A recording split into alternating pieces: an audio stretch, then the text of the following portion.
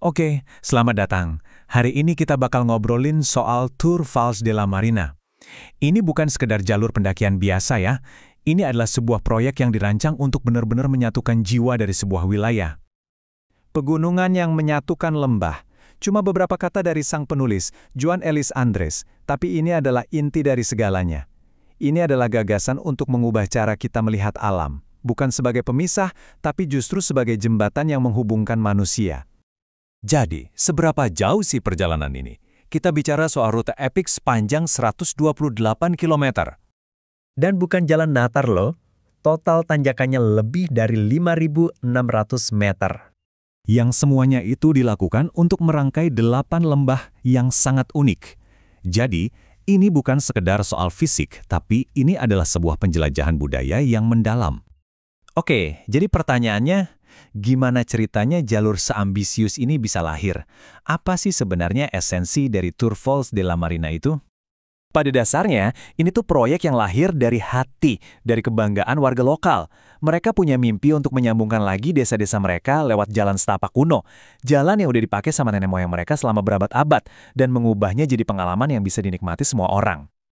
Tapi tunggu dulu, ini bukan cuma soal menandai kilometer di peta. Para penciptanya punya filosofi yang jauh lebih dalam, mereka mau mengubah cara kita berinteraksi dengan alam itu sendiri.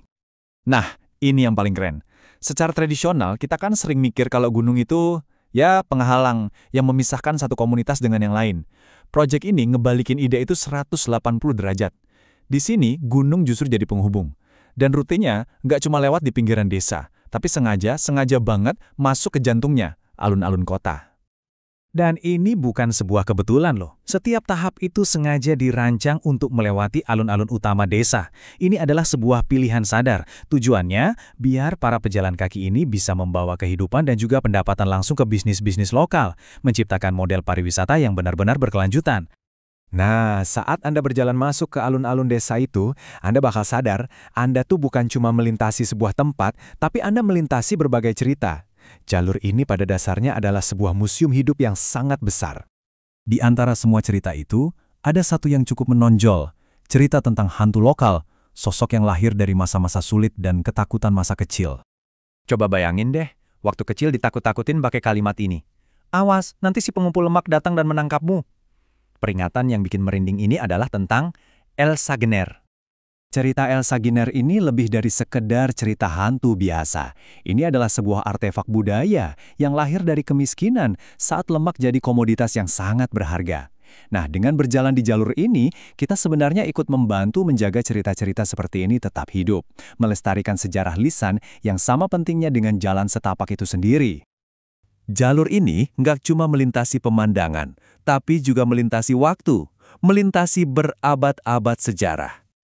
Hanya dalam beberapa hari jalan kaki, Anda secara harfiah berjalan melintasi titik-titik penting dalam sejarah. Anda bakal berdiri di tempat orang-orang Morisco terakhir bertahan di tahun 1609, lalu melewati tempat cuci umum yang dibangun untuk melawan wabah kolera di tahun 1885, dan melihat tembok sanatorium kusta terakhir di Eropa yang selesai dibangun tahun 1930. Ini adalah sejarah yang benar-benar bisa Anda sentuh.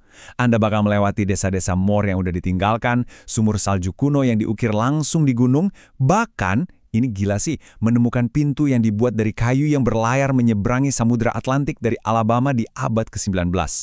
Setiap langkah adalah sebuah koneksi ke masa lalu. Nah, semua kekayaan sejarah inilah yang membuat peran jalur ini di masa sekarang menjadi sangat-sangat mendesak. Dalam presentasinya, Joan Elis Andres menyampaikan sebuah permohonan yang penuh semangat. Lembah-lembah kuno ini sekarang menghadapi ancaman modern, spekulasi perkotaan yang nggak terkendali, yang lebih menghargai beton daripada budaya. Coba deh pikirkan ini. Kebakaran hutan itu emang menghancurkan, tapi lanskap itu pada akhirnya bisa pulih lagi. Nah, kalau pembangunan perkotaan yang serampangan, itu adalah bekas luka yang permanen. Tanah itu hilang selamanya. Jadi, jalur ini menjadi lebih dari sekedar tempat rekreasi. Ini adalah sebuah tindakan perlawanan yang damai. Ini adalah sebuah pernyataan bahwa masa depan wilayah ini harusnya dibangun di atas pelestarian, bukan malah penghancuran. Jadi, pertanyaannya kembali lagi ke kita. Bisakah sebuah jalur pendakian mengubah masa depan suatu wilayah? Melalui penciptaan nilai nyata dari pelestarian, Tour Vals de la Marina dengan tegas menjawab, ya, bisa. Ini menantang kita semua untuk memikirkan kembali bagaimana sebuah jalan setapak yang sederhana bisa menjadi alat yang sangat kuat untuk melindungi dunia kita.